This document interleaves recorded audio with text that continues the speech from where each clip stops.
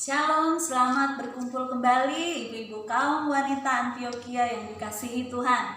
Kali ini melalui ibadah online kita akan mengikuti pendalaman Alkitab kita dari Bapak Gembala kita. Sebelumnya, mari kita persiapkan alat-alat tulis dan catatan kita, sebab kita akan belajar lebih lagi mengenai firman Tuhan.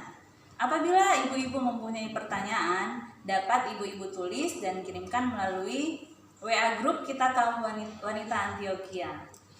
Nanti akan dijawab dan dibahas pada pertemuan kita selanjutnya. Nah, saat ini mari sama-sama kita bangkit berdiri dan memulai ibadah kita dengan mengangkat hati dan pujian kita untuk menyembah Tuhan Yesus. Kita minta Roh Allah sendiri yang memimpin dari awal hingga akhir pendalaman Alkitab saat ini. Biar Roh Kudus sendiri yang memberikan hikmat agar kita bisa mengerti setiap firman Tuhan yang akan kita pelajari bersama-sama. Mari kita katakan, ku tetap cinta, ku tetap setia kepadamu Tuhan, karena Engkau yang selalu mengasihi kami, Engkau selalu mencintai kami Tuhan. Dengan apa kami membalasnya Tuhan? Karena begitu besar kasih Tuhan dalam kehidupan kami. Kami hanya bisa mempersembahkan hidup kami ini kepadamu Tuhan. Dan dengan iman ibu-ibu kita katakan, ku tetap cinta, ku tetap setia hanya kepadamu Tuhan sampai selama-lamanya. Haleluya.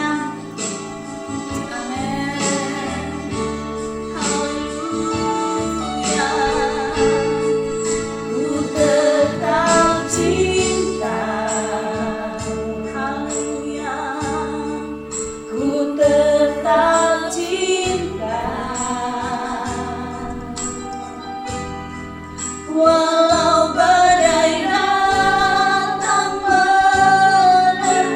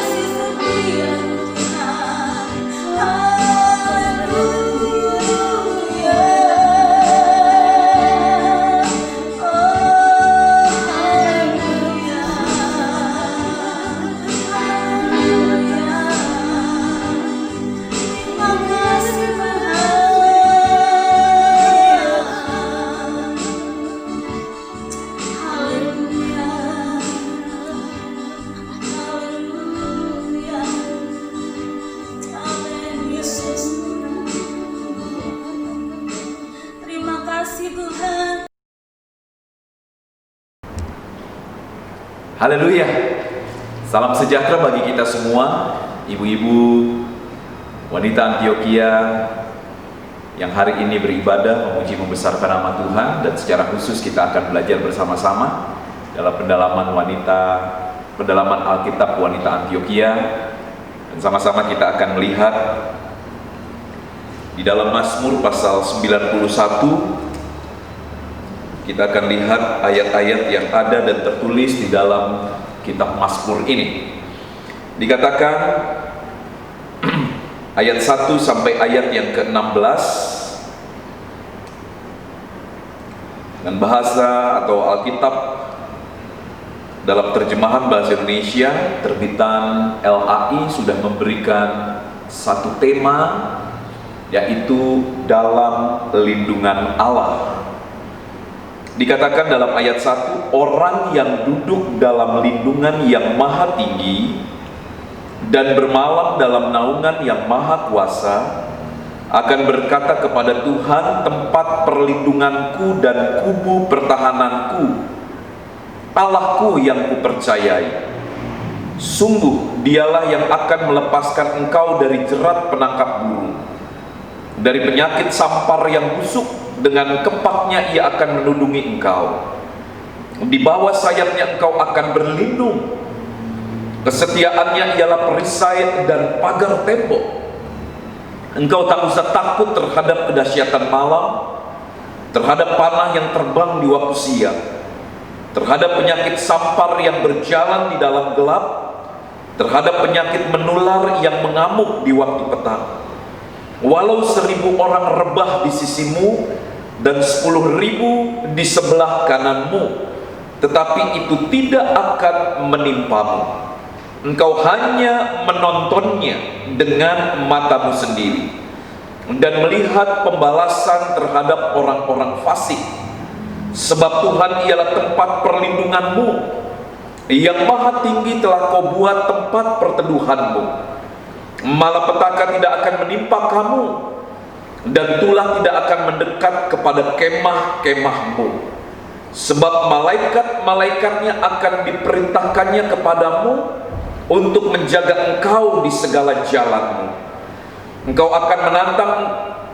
akan menantang engkau di atas tangannya, supaya kakimu jangan terantuk kepada batu. Singa dan ular tedung akan kau langkahi. Engkau akan menginjak anak singa dan ular naga. Sungguh hatinya melekat kepadaku, maka aku akan meluputkannya. Aku akan membentenginya sebab ia mengenal namaku. Bila ia berseru kepadaku, aku akan menjawab. Aku akan menyertai dia dalam kesesakan. Aku akan meluputkannya dan memuliakannya. Dengan panjang umur akan kukenyangkan dia, dan akan kuperlihatkan kepadanya keselamatan daripadaku. Puji Tuhan. Ibu-ibu yang dikasih oleh Tuhan, kita sudah membaca di dalam Mazmur pasal ke-91 ayat 1 sampai ayat yang ke-16 secara lengkap, secara utuh. Mazmur ini menjadi begitu terkenal ketika kita ada dalam masa pandemi COVID-19 ini. Dan banyak juga saudara, Mazmur ini diangkat, dikotbahkan, dan kemudian dikondisikan dengan keadaan-keadaan yang terjadi pada hari-hari ini. Dia menjadi populer karena ada kandungan perlindungan dan pertolongan Tuhan yang luar biasa. Nah saudara, di dalam Mazmur ini juga tadi kita sudah dengar bahwa ada penyakit-penyakit yang dikatakan dengan penyakit sampar yang kemudian dicocokkan dengan bentuk penyakit pada hari ini. Nah ibu-ibu yang dikasih oleh Tuhan, ayat-ayat ini juga kemudian sering dipakai, dan parahnya sering dipakai untuk menghakimi orang. Nah, bagaimana cara melihat Mazmur 91 ini? Bagaimana cara kita kemudian belajar di dalamnya sehingga kita tidak melakukan kesalahan, sehingga kita tidak kemudian keliru dalam menyimpulkan segala sesuatunya. Kita tidak kecewa dengan keberadaan kita pada hari ini. Jadi ibu-ibu yang dikasih oleh Tuhan, bagaimana cara kita melihat Mazmur 91 ini, dan apakah memang benar keadaannya sama persis dengan keberadaan atau konteks kita pada hari-hari ini. Kita akan belajar bersama-sama, kita akan lihat bersama-sama, dan kita akan mendapat berkat melalui ayat-ayat ini. Nah, ibu-ibu yang dikasih oleh Tuhan, setiap ayat-ayat di dalam Alkitab ini mengandung makna, pengertian yang mendalam, yang luar biasa, yang Allah taruh ke dalam hati setiap penulisnya, dan kemudian penulis itu menuliskannya, dan sampailah akhirnya bahwa tulisan-tulisan ini menjadi buku yang kita terima pada hari ini. Ada beberapa hal yang harus menjadi prinsip, ya, di dalam kita belajar, di dalam kita menyampaikan kebenaran firman Tuhan, sehingga kemudian kita tidak keliru dan kita tidak salah, baik ketika kita berdiri sebagai penyampai firman Tuhan, atau ketika kita mungkin sedang membaca firman Tuhan, kita sedang mempelajarinya secara pribadi, atau kita sedang berdiskusi dan sebagainya.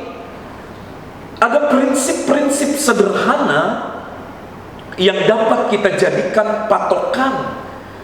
Kemudian kita dapatkan beberapa pengertian dari dalam Alkitab atau dari dalam pembahasan yang sedang kita baca itu. Nah, saudara, hal yang pertama kita juga harus mengerti bahwa kitab-kitab ini ada penulisnya. Jadi melalui analisa sederhana saja kita bisa mempelajarinya. Yang pertama, siapa yang menulis dari kitab ini? Dan kemudian saudara, siapa atau kira-kira kapan ditulisnya? Adakah peristiwa yang unik atau khas di dalam pembahasan-pembahasan ini sehingga kita dapat menarik sesuatu yang kuat dari ciri khas yang terjadi di dalam kitab yang sedang kita pelajari? Hal yang keempat adalah ditujukan kepada siapa ayat-ayat ini? Adakah konteks khususnya? Di mana relevansinya dengan keberadaan kita pada hari ini? Jadi Bapak Ibu Saudara, jadi ibu-ibu yang dimaksud, bahwa kita tidak boleh kemudian mengambil ayat-ayat ini secara acak, secara sembarangan, dan kemudian saudara kita mencocokkan dengan keadaan-keadaan seperti yang terjadi berkembang belakangan ini. Kita harus benar-benar merenungkannya dan mencari apa yang ada terkandung di dalam ayat-ayat ini. Jadi Alkitab kita, saudara, begitu kayanya. Setiap penulisnya memiliki latar belakang, memiliki keterampilan. Ada yang raja, ada yang seorang petani, peternak, ada yang nabi, saudara, ada yang sebagai seorang hakim dan sebagainya. Begitu banyak penulis Alkitab ini. Nah, mereka dengan ciri khas mereka Tuhan pakai, Tuhan berikan penerangan melalui Roh Kudus, sehingga kemudian mereka memiliki gaya penulisan, gaya sastra. Saudara, keren pada zaman itu juga turut menentukan keberadaan tulisan-tulisan ini. Jadi inilah juga yang harus menjadi perhatian dari kita semua ketika kita mau mengangkat sebuah ayat atau sebuah perikop di dalam Alkitab kita. Baik, kalau kita melihat dan kita mencari dan mendalami apa yang terkandung di dalam Mazmur 91 ini. Yang pertama saya mau bawa saudara, siapa penulisnya?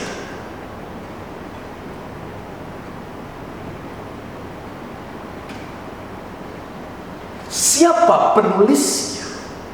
Di sini tidak disebut karena ayat ini langsung dibuka dengan perkataan orang yang duduk dalam lindungan yang maha tinggi dan seterusnya dan seterusnya.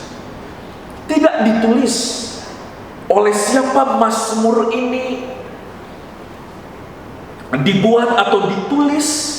Ya, sebagai contoh Mazmur atau perbandingan dengan Mazmur 90. Dikatakan saudara 90 misalnya, di sana tertulis ada doa Musa, abdi Allah. Berarti Musa lah yang menjadi penulis. Atau Mazmur 23 dikatakan bahwa itu ditulis oleh Raja Daud dan seterusnya. Jadi Mazmur ini, Mazmur 91 ini siapa penulisnya? Tidak tertulis di dalam Alkitab. Tetapi kita bisa mencoba menganalisa, kita mencoba menelusurinya dengan keadaan atau keterangan-keterangan di dalam ayat-ayat ini atau ayat sebelumnya dalam konteks atau dalam hubungan yang dekat dengannya. Kalau Mazmur 91 ini saudara tidak ditulis siapa penulisnya, tetapi di dalam Mazmur 90 ditulis penulisnya.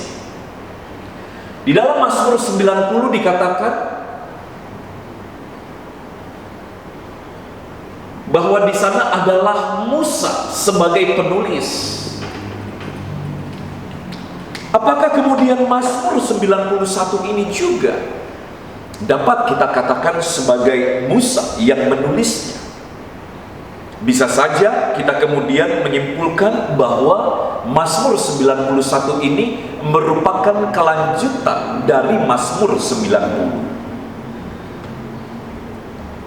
Nah, saudara, ada juga keterangan lain ya, kalau misalnya kita lebih mendalami lagi dari sejarah-sejarah orang Israel, khususnya ketika berbicara tentang siapa penulis dari Mazmur 91 ini. Dalam kitab tradisi sejarah orang Israel, catatan-catatan mereka dari guru-guru nabi atau rabi-rabi mereka, bahwa dari Mazmur 91 ini dituliskan oleh Musa. Nah saudara, kalau kita sudah mendapatkan berarti Musa yang menulis, kita bisa melihat kurun waktunya, kapan kejadiannya. Saudara, kalau ini adalah tanda atau lambang di mana biasa menjadi awal dari penanggalan tahun Masehi ya, dengan kelahiran Yesus. Saudara, kalau ini adalah tempat kita hidup pada hari ini, Musa kurang lebih dia berada 1500 tahun sebelum Yesus. Di sini posisi Musa. Jadi peristiwa ini adalah peristiwa yang kemungkinan dialami oleh Musa kurang lebih 1500 tahun sebelum Yesus sebagai manusia atau sebagai Yesus lahir ke tengah-tengah dunia ini. Atau kalau dihitung dari konteks tahun kita, sekarang kita sudah 2020, berarti ditambahkan dengan 1500, artinya 3500 tahun yang lalu. Ya, ini dalam analisa sederhana saja. Karena kita sudah melihat bahwa inilah tulisan Musa. Nah, kemudian kita bisa mempelajari apakah ada peristiwa-peristiwa yang cukup khas, cukup unik di dalam ayat-ayat ini. Kalau kita lihat secara seksama, ibu-ibu yang dikasih oleh Tuhan, maka ada beberapa hal yang dapat menjadi peristiwa unik, peristiwa yang khas. Di sini beberapa kali disebut kata sampar dan juga kata tulah. Kita bisa melihat peristiwa-peristiwa yang ada yang terjadi di dalam Alkitab, khususnya dalam Perjanjian Lama, karena kita ada di dalam Mazmur. Adakah peristiwa-peristiwa spesifik yang unik terjadi? Kita bisa lihat berapa banyak peristiwa-peristiwa unik ya dalam hal ini bicara tentang sampar atau tulah terjadi dalam kehidupan orang Israel, khususnya dalam zaman Perjanjian Lama. Kalau kita kemudian kaji, adakah sesuatu yang unik terjadi pada zaman di mana Musa hidup dan melayani? Artinya di sini Musa. Adakah catatan Alkitabnya? Saudara, kalau kita menyebut Musa, adakah peristiwa sampar, peristiwa tulah terjadi pada zaman Musa? Nah, mari kita lihat. Coba kita lihat di dalam Keluaran pasal 9 ayat 1 sampai ayat yang ke-7. Firman Tuhan berkata seperti ini.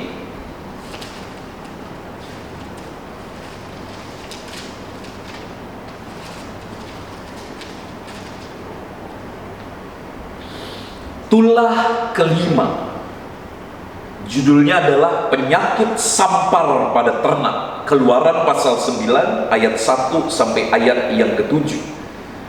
Berfirmanlah Tuhan kepada Musa, pergilah menghadap Firaun dan berbicaralah kepadanya.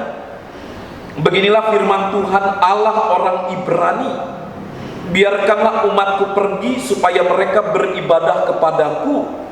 Sebab jika engkau menolak membiarkan mereka pergi dan masih menahan mereka, maka ternakmu yang ada di padang, kuda, keledai, unta, lembu, sapi, dan kambing domba akan kena tulah Tuhan, yakni kena penyakit sampar yang dahsyat.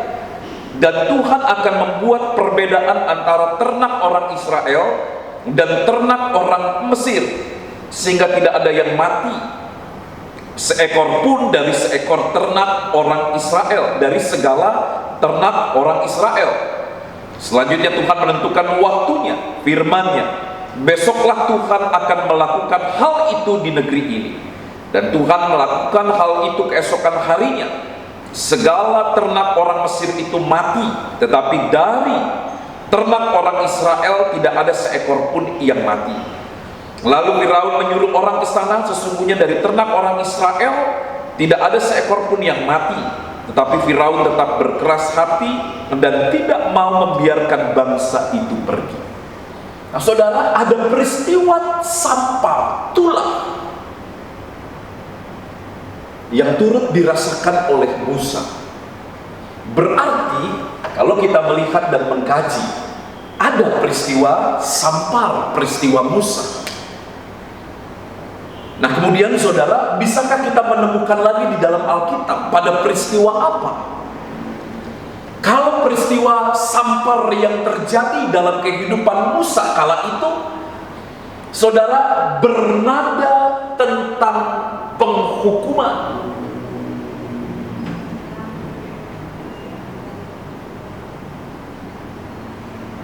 Atas Mesir. Adakah peristiwa sampar lagi yang cukup khas yang dapat kita lihat? Ada dalam peristiwa Daud. Ketika Daud melakukan kesalahan, saudara, orang Israel pada akhirnya terkena murka Allah. Jadi sebenarnya yang dimurka oleh Allah adalah Daud. Orang Israel harus mengalami menjadi korban dan begitu banyak jumlahnya karena kesalahan dari Daud pada waktu itu. Ini tercatat di dalam 2 Samuel pasal 24 ayat yang ke-13. Apakah cocok dengan peristiwa yang terjadi dalam Mazmur pasal 91 ini? Saudara, kalau Mazmur 91 ini kemudian kita lihat, kita ambil bahwa ada penghukuman atas Mesir, di mana orang Israel tidak terkena hukuman itu, tetapi semuanya terjadi atas orang-orang Mesir. Nah, sementara dalam peristiwa Daud, maka yang terkena hukuman adalah orang-orang Israel itu sendiri, yang dalam tanda kutip ada dalam keadaan yang tidak salah. Mereka hanya menjadi korban.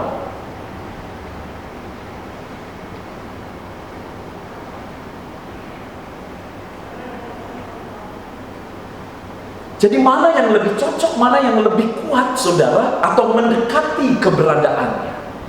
Kalau saya boleh memilih, maka saya memilih penulisnya ini adalah Musa. Adalah ketika dia melihat dan menyaksikan pertolongan Tuhan yang luar biasa, yang dahsyat terjadi ketika Allah menghukum Firaun serta tanah Mesir dengan hukuman-hukuman atau tulah-tulah yang dia turunkan. Dan saudara, orang Israel hanya menyaksikan, hanya menonton saja. Berarti Mazmur 91 menggambarkan tentang situasi keadaan yang terjadi pada zaman Musa, di mana Allah sedang menghukum orang-orang fasik, orang-orang yang tidak percaya kepada Allah. Nah, saudara, kalau ini kemudian kita kontekskan, ayat ini terjadi pada hari ini, ya, seperti yang sedang berkembang. Apakah kemudian kita dapat berkata bahwa orang-orang yang terkena COVID itu sedang mendapat penghukuman dari Allah? Kan kita tidak boleh berbicara dan kemudian menghakimi seperti itu. Peristiwa yang terjadi pada hari-hari ini dapat menimpa siapa saja, dapat dialami oleh siapa saja, dan ini bersifat umum keberadaannya. Dia tidak bersifat secara spesifik. Jadi Bapak Ibu Saudara, kembali saya ingatkan bahwa ayat-ayat ini memang berbicara tentang perlindungan Tuhan, tetapi sebaiknya tidak kita arahkan ke dalam peristiwa atau keadaan-keadaan yang sedang terjadi pada hari-hari ini, karena siapapun bisa mengalaminya. Ketika kita tidak disiplin menjaga diri, ketika kita tidak mengetahui keadaan atau pengetahuan-pengetahuan yang benar, kita tidak memakai masker, kita tidak melindungi diri secara baik, bercuci tangan, menjaga jarak dan sebagainya, siapa saja bisa kena. Jadi ayat-ayat ini jangan kemudian dicocokkan, dikontekskan dengan keberadaan pada hari-hari ini. Apalagi kemudian untuk menghakimi saudara-saudara kita yang harus mengalami atau harus terkena dan menderita oleh pandemi COVID-19 ini, ya. Tuhan tolong kita semua, Tuhan jaga kita semua, dan kita lebih berhati-hati dalam membaca kebenaran firman Tuhan supaya kita juga tidak salah, baik ketika kita menyampaikan atau ketika kita mendengar. Karena eranya adalah era informasi, era komunikasi. Semua orang bisa bebas berbicara, semua bisa bebas menyampaikan apa yang ada di dalam hati dan pikirannya. Nah, saudara, bagaimana kita melihat dan mendapatkan hal-hal yang baik dari Mazmur 91 ini? Apa yang kita lihat dan apa yang kita dapatkan? Saudara, ada 4 hal yang akan saya sampaikan sebagai pelajaran kita. Apa yang bisa kita dapat dari Mazmur 91 ini? Yang pertama, saudara, ini berbicara tentang fungsi.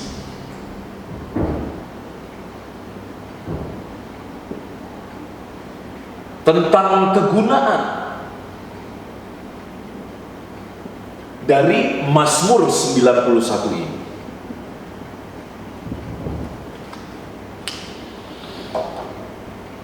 Jika kita perhatikan dengan cermat, Bapak Ibu Saudara, bahwa fungsi awal Mazmur ini adalah sebuah pujian atau sebuah nyanyian, syair-syair yang dipakai ketika orang Israel, ketika umat percaya berada dalam konteks ibadah. Saudara, kita bisa lihat dan perhatikan bahwa Mazmur 91 ini dibagi menjadi 3 bagian. Yang pertama, ayat 1 sampai ayat yang kedua. Kalau saudara lihat, saudara jeli di sana, saudara akan melihat tentang kondisi atau keadaan orang yang beribadah. Dikatakan orang yang duduk.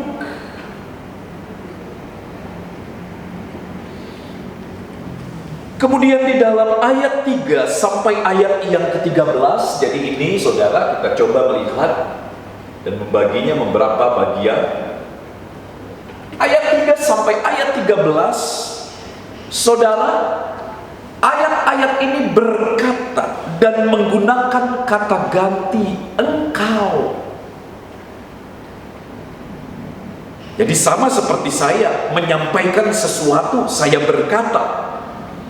Kadang saya berkata diri saya, kadang saya juga menunjuk kepada ibu-ibu sekalian. Ya, kalau dalam konteks kita ibadah bertatap muka langsung, kerap kali saya berbicara diri saya, kerap kali saya berbicara tentang siapapun yang duduk dan berada di dalam ibadah itu. Dan saudara, kerap kali juga kita berbicara tentang Tuhan. Jadi perhatikan, ini berbicara tentang engkau, tapi engkaunya saudara ini berbicara tentang orang yang ikut ibadah. Ya, di dalam hal yang ketiga, ayat 14 sampai ayat yang ke-16, di sini jelas penggunaannya atau kata ganti yang dipakai adalah tentang dia, menuju kepada Tuhan.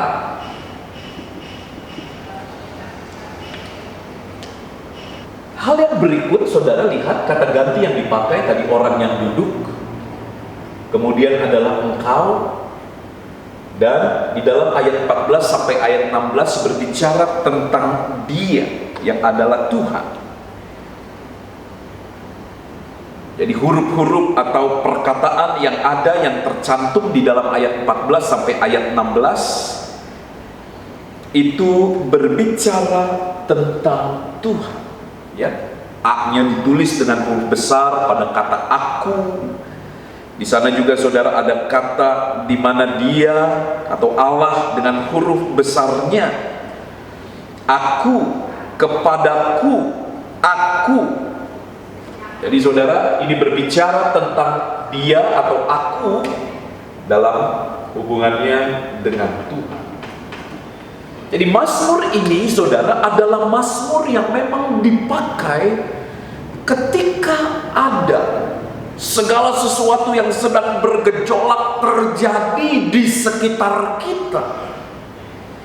Dan kerap kali saudara, orang-orang menaikkan atau membaca Mazmur ini sebagai doa sebagai perkataan-perkataan yang dapat menguatkan dirinya. Mazmur ini memang bersifat penghiburan di tengah segala macam bencana, penderitaan, dan sebagainya. Bisa disebut sebagai mazmur penghiburan.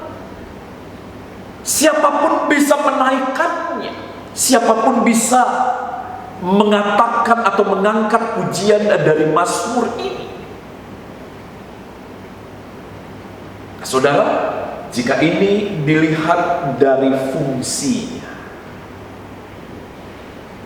jadi sesuatu yang wajar memang ketika kita menyanyikan atau menaikkan mazmur ini. Bagi diri kita sendiri, bagi keluarga kita, bagi jemaat kita mungkin. Dan kita naikkan kepada Tuhan. Tetapi saudara, kita membutuhkan beberapa hal yang lain supaya mazmur ini kemudian juga tidak salah dalam pemakaian atau penggunaannya. Makanya ada beberapa hal yang bisa kita dapatkan dari mazmur ini. Jadi wajar ketika kita memang menaikkan mazmur ini. Makanya saudara, ketika pandemi COVID-19 ini terjadi, mazmur ini begitu terkenal. Tetapi kekeliruannya terjadi ketika apa? Ketika kemudian mazmur ini dipakai, dijadikan sesuatu yang salah, bahkan kemudian menghakimi orang lain. Inilah yang disebut dengan kekeliruan dalam mengangkat atau menyampaikan sesuatu melalui ayat-ayat Alkitab. Nah, kita tidak mau terjebak ke dalam kondisi seperti itu. Sekalipun wajar dinaikkan pada masa situasi kondisi, ya, terjadi bencana, terjadi celaka, terjadi Bapak Ibu Saudara, keadaan-keadaan yang mencekam dan sebagainya. Memang wajar menaikkan mazmur ini. Tetapi kita tidak boleh menunjuk kepada orang lain yang mungkin diizinkan, diluaskan terjadi di dalam kehidupan mereka. Kita tidak boleh menghakiminya. Bahkan Tuhan Yesus sendiri pun tidak menghakimi seseorang yang kedapatan berbeda dengan sesamanya. Ketika murid-muridnya bertanya di dalam Yohanes pasal yang ke-9, siapa yang salah dari orang ini? Apakah orang tuanya atau siapa? Sehingga kemudian dia mengalami kekurangan itu. Yesus berkata, tidak ada yang salah. Jadi kita semakin mengerti ibu-ibu yang dikasih oleh Tuhan. Nah, mari kita lihat, kita lebih lanjut dan kita lebih mendalam lagi. Perhatikan ayat-ayat ini dalam Mazmur 91. Jadi kita tidak kemana-mana, kita hanya berbicara tentang Mazmur 91 ini, bagaimana kita melihatnya. Mazmur 91 bicara di dalam ayat yang kelima, ada ya istilah-istilah peperangan di sana. Engkau tak usah takut terhadap kedahsyatan malam, terhadap panah yang terbang di waktu siang. Ayat 6 bernada tentang sakit penyakit.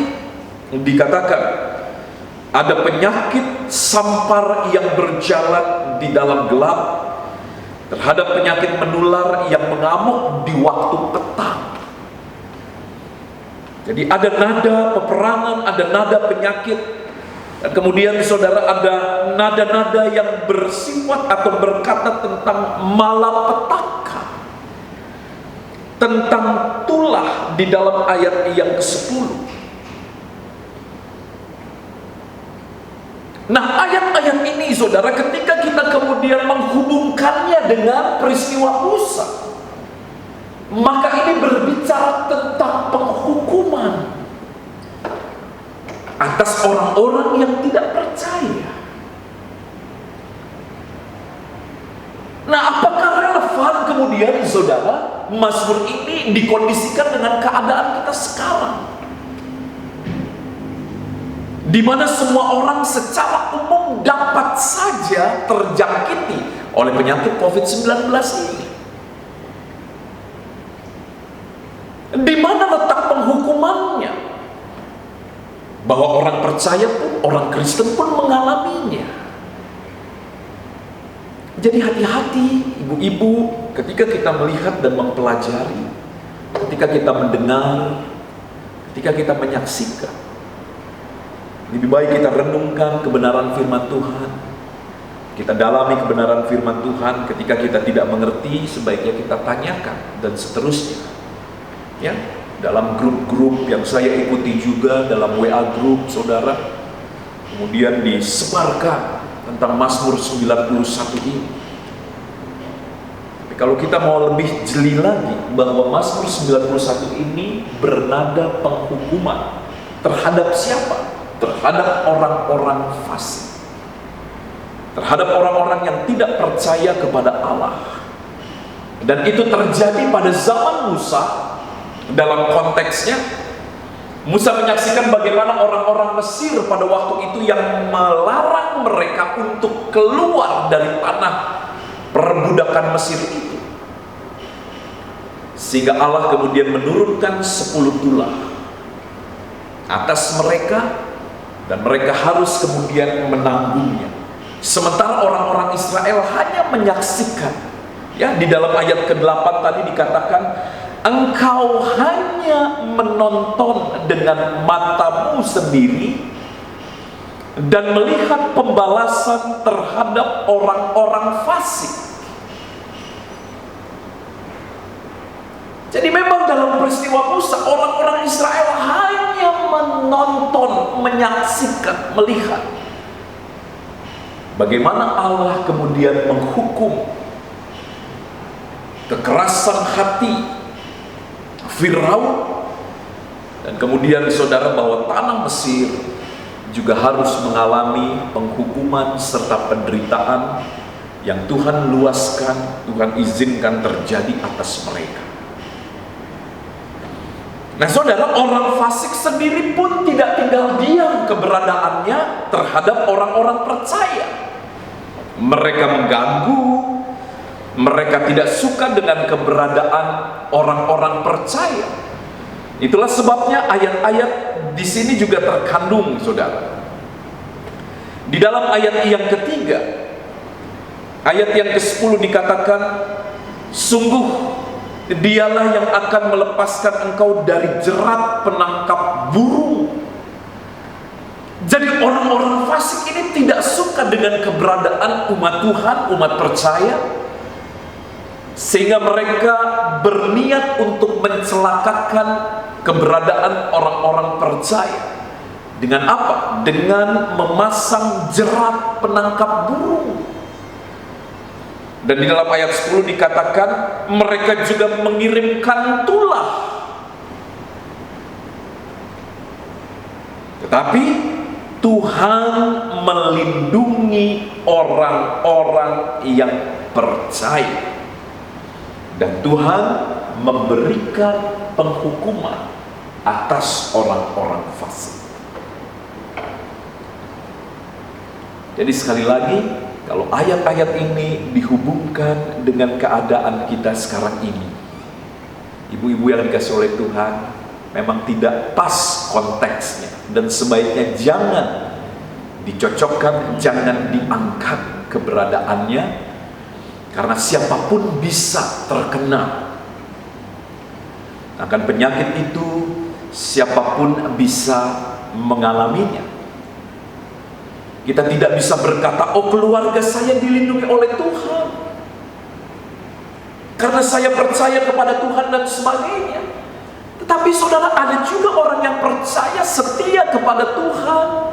Mereka beribadah di gereja dengan sungguh-sungguh, tetapi juga diluaskan oleh Tuhan untuk mengalami sakit penyakit, khususnya yang terjadi pada saat-saat ini. Jadi sekali lagi, kondisi hari ini adalah kondisi yang sangat umum, bisa dialami, bisa terjadi, menimpa siapapun. Ketika mereka tidak waspada, mereka tidak mengikuti peraturan pemerintah, mereka tidak juga peduli dengan keberadaan kesehatan baik diri, lingkungan, dan sebagainya. Siapapun bisa mengalaminya. Nah saudara, kalau orang percaya mungkin diizinkan atau diluaskan oleh Tuhan, saudara orang percaya juga harus yakin dan sungguh-sungguh percaya bahwa Tuhan sanggup untuk melepaskan keberadaan kita dari situasi keadaan yang menakutkan ini. Dia sanggup memulihkan, menyembuhkan kita. Jangan kemudian kita saudara buru-buru berkesimpulan bahwa jangan-jangan saya sekarang berada dalam kalangan orang fasik. Kenapa? Karena salah dalam mencerna, dalam mengkonsumsi renungan-renungan yang dikirimkan, berita-berita yang dikirimkan. Jadi hati-hati. Ya, kita melihat konteksnya, bagaimana Musa menyaksikan itu dan kemudian dituliskan dalam Mazmurnya itu. Peristiwa-peristiwa dahsyat yang terjadi, tetapi Musa dan orang Israel pada waktu itu hanya menonton, hanya menyaksikan saja.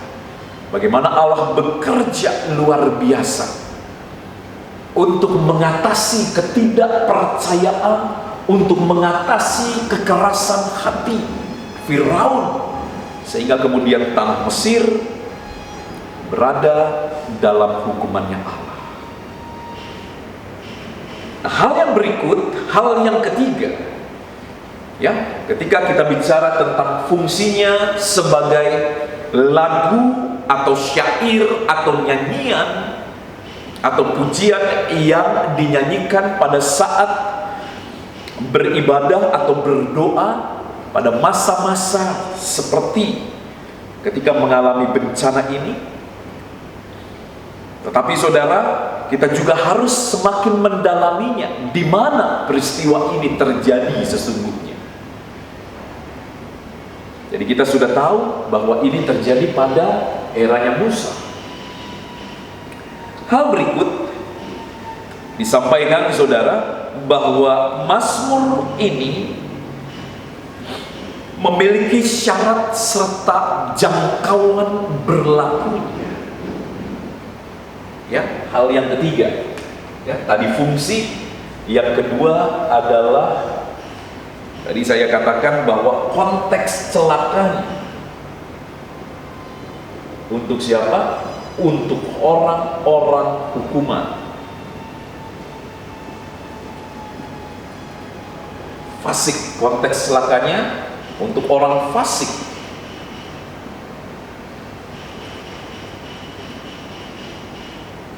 Ya, hukuman, hukum. Sekarang kan kita tidak bisa berkata bahwa kita sekarang ada dalam penghukumannya. Kita tidak bisa berkata. Kenapa? Karena sekarang semua secara umum terjadi. Yang ketiga, syarat dan jangkauannya.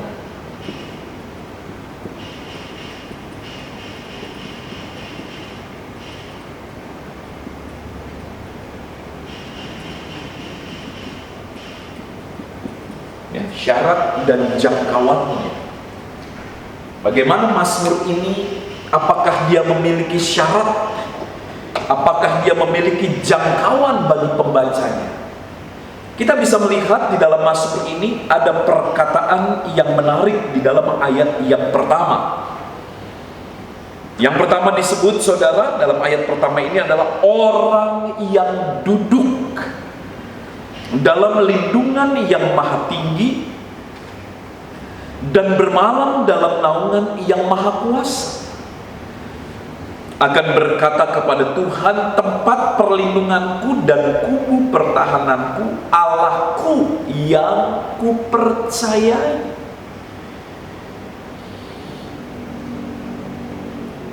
Berarti ada kondisi yang harus terjadi.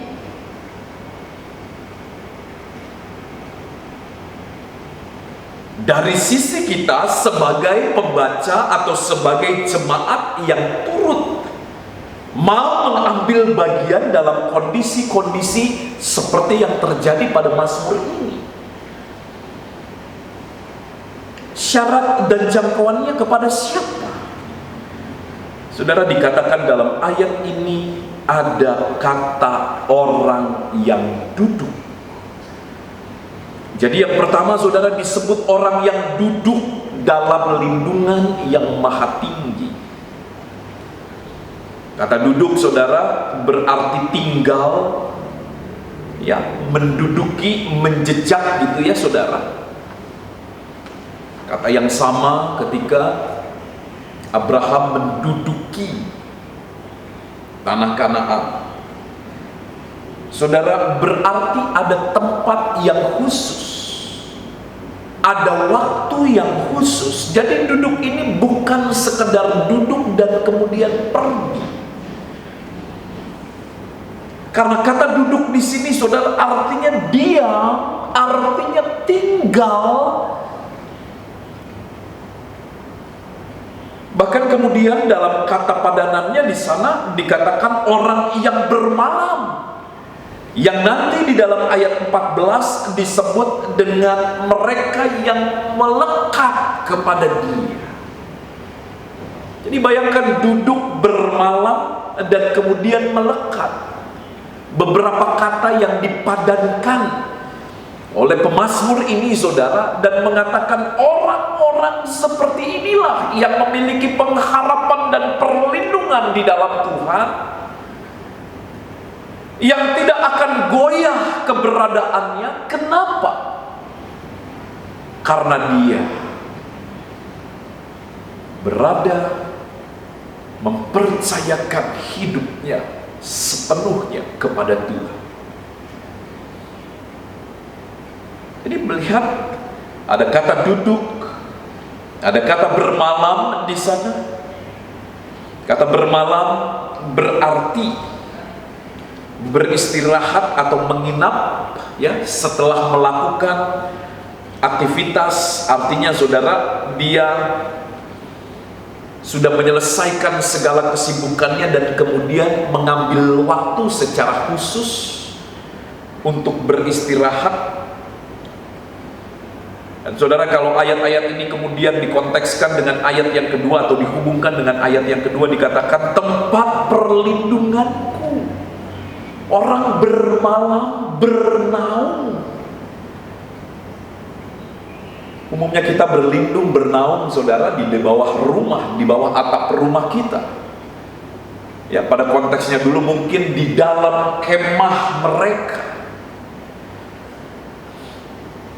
Tetapi sekarang digambarkan orang yang bermalam dalam,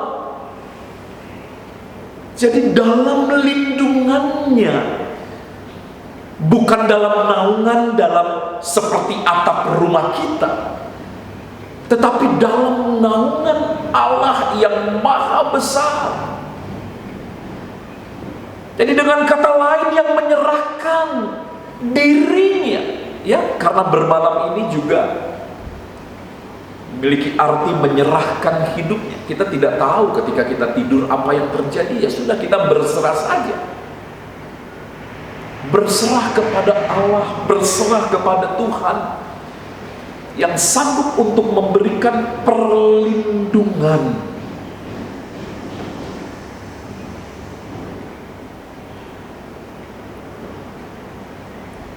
Dan dalam ayat yang ke-14 dikatakan sungguh hatinya melekat, ya. Jadi kata duduk, kata bermalam, itu juga berpadanan dengan kata melekat. Maka aku akan meluputkannya, aku akan membentenginya, sebab ia mengenal namaku. Sebab ia mengenal. Makanya tidak heran ada beberapa sebutan tentang nama Allah di dalam ayat 1 dan ayat yang kedua. Karena inilah pengalaman hidup dari pemazmur. Ya saudara, kalau dalam hal ini adalah Musa, bagaimana Musa melihat dan mengalami kehidupan bersama dengan Tuhan. Ketika dia berkata, Orang yang duduk dalam lindungan yang maha tinggi, artinya dia memang melihat betapa Allah itu adalah Allah yang maha tinggi. Ketika dia bermalam dalam naungan yang maha kuasa, dia tahu, dia kenal, dan dia rasakan bahwa Allahnya adalah Allah yang maha kuasa. Kalau dalam terjemahan bahasa Ibraninya, nama-nama ini ditulis dengan nama yang spesifik. Yang maha tinggi disebut dengan El Elyon. Yang maha kuasa, saudara, ditulis dengan kata El Shaddai. Ya, seringkali kita nyanyi lagu El Shaddai, El Shaddai. Allah maha kuasa. Tuhan di sini, saudara, artinya adalah Dia yang maha ada, Dia yang maha hadir dimanapun kita ada. Jadi sekalipun ibu-ibu sekalian berdoa, beribadah di rumah, Tuhan ada. Tuhan sedang meluaskan kepada kita ada dalam satu kurun waktu yang terbatas memang, tetapi bukan artinya kita tidak bisa beribadah kepada Tuhan. Tapi kita bisa beribadah kepada Dia sekalipun kita ada di dalam rumah. Sekalipun kita ada dalam keterbatasan ini, Dia maha hadir. Dan kemudian disebut dengan Allahku. Allahku, ya. Kataku biasanya menunjuk kepada kata yang diakui sebagai milik kita, Allahku. Artinya ada kedekatan, ada keintiman. Saudara, ada perkenalan yang begitu dekat. Makanya cocok ketika disebut dengan duduk dan bermalam. Bukan sekedar bicara tentang 1 menit, 2 menit, 5 menit. Tetapi orang yang sungguh-sungguh memang menghabiskan waktunya, mempercayakan waktunya, mempercayakan hidupnya ada di dalam tangan Tuhan. Nah, saudara, ini jauh lebih penting dibanding dengan hal-hal yang ada di bawahnya. Hal-hal di bawahnya nampak menakutkan kita. Ada penyakit, ada tulah dan sebagainya. Sama mungkin seperti Musa ketika mengalami itu. Tetapi saya mengajak untuk lebih melihat kebesaran Tuhan di dalam kehidupan kita. Karena apapun yang terjadi di atas muka bumi ini, ada segala penderitaan, celaka, malapetaka dan sebagainya, tidak lebih besar dibandingkan dengan Tuhan kita. Amin. Jadi Dia lebih besar dari apapun juga. Kita waspada terhadap situasi perkembangan. Kalau kita harus keluar rumah, kita memakai masker, kita memakai segala perlengkapan kita, bawa hand sanitizer, itu sebagai bentuk kewaspadaan kita. Tapi bukan artinya kita takut. Saudara, kita harus jauh lebih menghormati, ya, kita takut akan Tuhan dan kebesarannya. Jadi tidak ada yang lebih besar daripada Tuhan. Sakit penyakit, saudara, Tuhan lebih besar dibandingkan apapun. Termasuk sakit penyakit yang ada, yang berkembang sekarang ini, atau nanti yang akan datang. Tuhan lebih besar dari apapun juga. Itu yang harus menjadi konsentrasi kita ketika kita membaca ayat-ayat, khususnya di dalam Mazmur 91 ini. Jangan kita berkutat kepada hal-hal yang berada di bawahnya yang nampak menakutkan. Tetapi saudara, mari lihat esensi keberadaan dari ayat-ayat yang sudah kita perhatikan dan kita baca. Jadi jelas ayat-ayat ini bicara tentang kebesaran Tuhan yang sanggup untuk melindungi keberadaan umatnya dimanapun dia berada. Dan hal yang terakhir dikatakan, saudara, sikap orang yang mengenal Allah. Ya kan, tadi ada duduk, ada bermalam, artinya dia kenal. Artinya dia sudah mengerti dan mengetahui.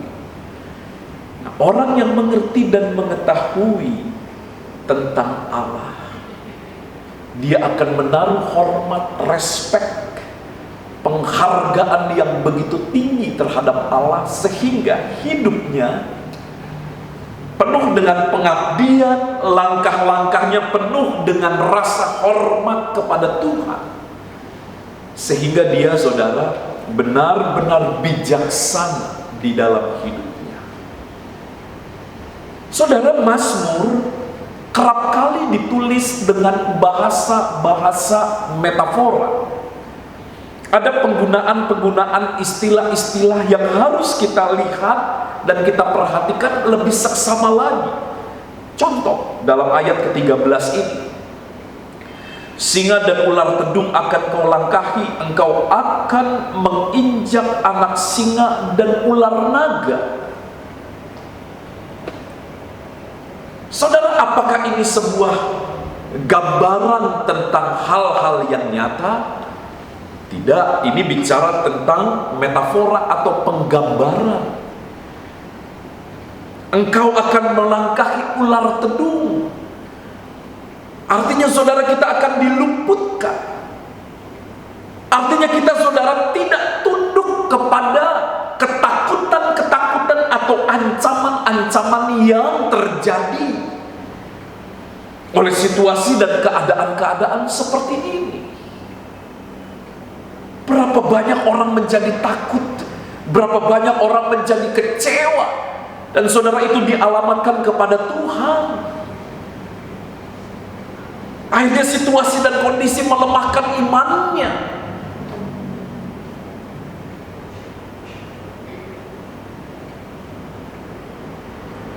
Jadi sikap orang yang mengenal akan Tuhan, tidak takut akan ancaman-ancaman.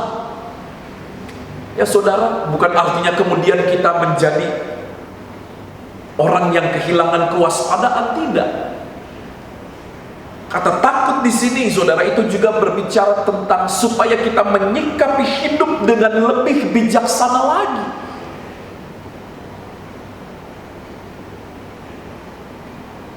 Kita menghargai keberadaan hidup ini. Kenapa? Karena kita kenal siapa Tuhan yang memberi kehidupan ini.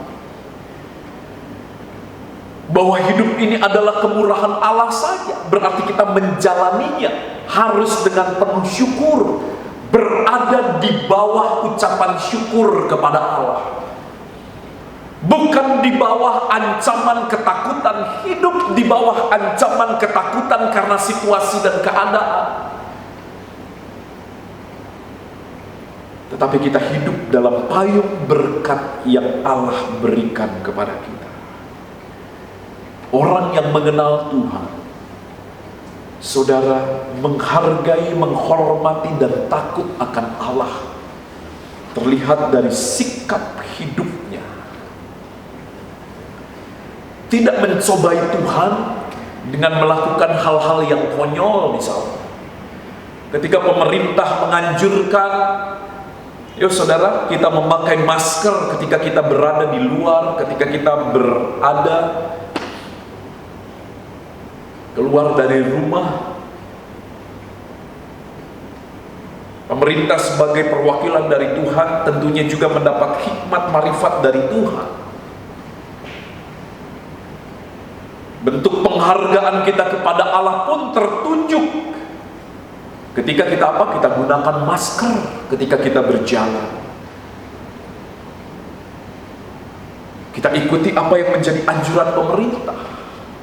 Saudara, orang yang mengenal Allah bukan berarti kemudian menjadi songong hidupnya, petantang, petenteng kemana-mana dan berkata saya dijaga, saya dilindungi oleh Allah dan sebagainya. Saudara ingat ketika Yesus berada di tengah-tengah dunia ini, dia dicobai oleh iblis. Ketika dibawa ke tempat yang tinggi dan disuruh menjatuhkan diri, saudara, Yesus paham, Yesus tahu. Orang yang mengenal Allah dengan benar, dia tidak akan terpancing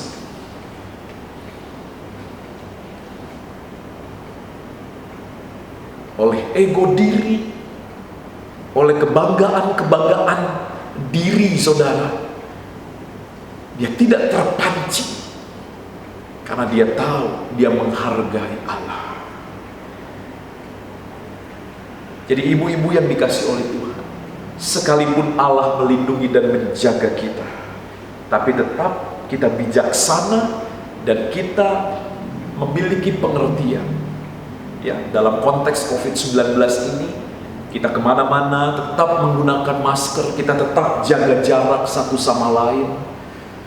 Nanti ketika ibadah secara normal pun harus dibuka, saudara, kita tetap dianjurkan untuk memakai masker, jaga jarak kursi, cuci tangan, selalu ada standar protokol kesehatan yang kemudian juga harus kita patuhi dan kemudian kita ikuti keberadaannya. Jadi ibu-ibu yang dikasih oleh Tuhan, bagaimana relevansinya hubungan ketika kita melihat Mazmur 91. Mazmur 91 ini bicara tentang kebesaran Tuhan, tentang betapa Allah yang kita sembah itu adalah Allah yang maha tinggi, Allah yang maha kuasa, yang sanggup melindungi, Allah yang punya kubu pertahanan, yang sanggup memberikan perlindungan kepada kita. Fokuslah kepada kebesaran Allah. Jangan berfokus kepada hal-hal yang disebut sebagai bagian-bagian dari bentuk celaka atau penghukuman yang memang diluaskan oleh Tuhan terjadi pada zaman Musa itu. Saudara, kita harus melihat secara lengkap bagaimana Allah bekerja pada hari-hari ini. Allah mengasihi umat manusia. Allah memberikan kasih karunia-Nya kepada semua manusia. Pada zaman Musa, konteksnya adalah Israel. Tetapi pada zaman ini, saudara, kalau kita melihat Mazmur 91, fokuslah kepada apa yang menjadi kebesaran Allah. Di dalam ayat 1, ayat yang kedua, di mana Dia bekerja dan memiliki kesanggupan dan kemampuan untuk memberikan perlindungan. Saudara, bicara perlindungan bukan saja melindungi kita dari sakit penyakit, tetapi Allah juga melalui Roh yang Kudus sanggup memberikan perlindungan terhadap hati dan pikiran kita, sehingga tidak mengalami pencemaran-pencemaran rohani. Berapa banyak orang yang tidak sakit secara jasmani, tetapi saudara, hatinya, hidup rohaninya mengalami hal-hal yang menyakitkan. Tetapi Allah sanggup menutup, membungkus, melindungi tidak saja jasmani kita, tetapi juga hidup rohani, batin, hati, serta pikiran kita semua. Nah, saudara yang dikasih oleh Tuhan, biarlah kita melihat Mazmur 91 ini sebagai bentuk betapa Allah mengasihi, Allah melindungi, menjaga, Allah memberikan perlindungan. Allah senang orang-orang yang duduk bermalam bersama dengan Dia. Allah senang orang-orang yang menghabiskan waktu dan mempercayakan hidupnya kepada Allah. Dia yang memberikan kekuatan, Dia yang memberikan perlindungan kepada kita semua. Bapak Ibu atau ibu-ibu yang dikasih oleh Tuhan, demikianlah pendalaman Alkitab pada hari ini. Ya, kita terbatas mungkin, kita tidak bisa tanya jawab secara online. Tapi kalau ibu-ibu mempunyai pertanyaan, sampaikanlah kepada pengurus wanita atau kepada Ibu Ista untuk lebih mudahnya. Ya, sampaikan itu dan nanti saya akan coba jawab. Saya akan coba sampaikan kepada ibu-ibu sekalian apabila ada pertanyaan-pertanyaan yang disampaikan. Yang Tuhan tolong kita semua tetap berfokus kepada kebesaran Allah yang luar biasa itu. Jangan berfokus kepada situasi keadaan yang seolah-olah sepertinya besar. Tetapi Allah akan selalu lebih besar dari apapun juga. Dia sanggup melindungi kehidupan kita, orang-orang yang percaya dan berharap kepada Dia. Tuhan Yesus berkati ibu-ibu semua. Tetap semangat, tetap kuat di dalam Tuhan. Percaya bahwa Tuhan selalu sanggup untuk menolong kehidupan kita. Tuhan Yesus memberkati. Haleluya, haleluya, amin. Firman Tuhan telah disampaikan, dan bagi ibu-ibu yang mau memberi pertanyaan bisa dikirimkan lewat WA Kaum Wanita Antioquia, dan minggu depan kita akan membahasnya. Saat ini kita akan tutup ibadah kita pada pagi hari ini. Kita nyanyikan Terima Kasih Tuhan.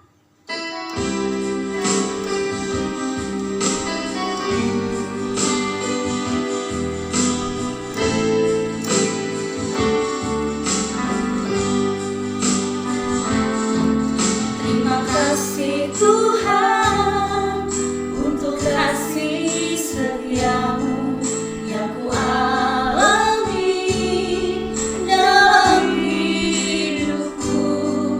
Terima kasih Yesus untuk kebaikanmu sepanjang hidupku.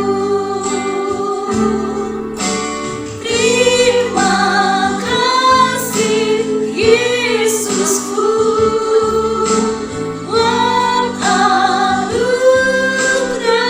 yang Kau beri. Sebab hari ini Tuhan adakan syukur bagimu.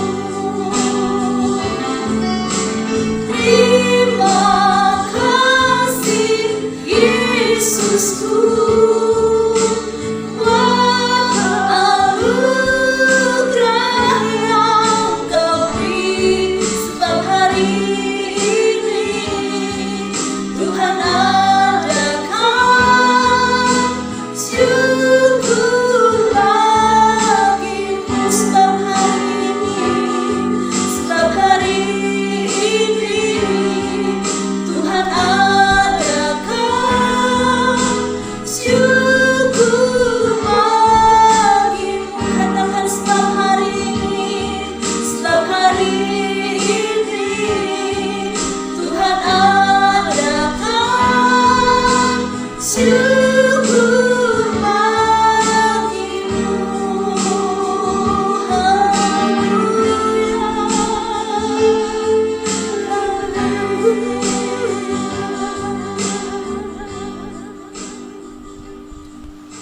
Puji Tuhan, atas kemurahan Tuhan kita telah menyelesaikan ibadah wanita hari ini. Biarlah setiap pujian, penyembahan kita, firman Tuhan yang sudah kita dengar menjadi berkat buat kita semua yang mengikuti ibadah ini. Dan saat ini, ibu-ibu sekalian, kembalilah ke aktivitasmu masing-masing dan bawalah berkat, damai sejahtera Allah Bapa, cinta kasih dari Tuhan Yesus anaknya yang tunggal, persekutuan, penyertaan, kekuatan, dan penghiburan dari Allah Roh Kudus menyertai kita hari ini, besok, dan sampai selama-lamanya. Terima kasih Tuhan untuk ibadah wanita online hari ini. Segala puji, hormat, kemuliaan bagi nama Tuhan Yesus Kristus. Kami sudah berdoa dalam nama Tuhan Yesus Kristus. Haleluya. Amin. Tuhan Yesus memberkati.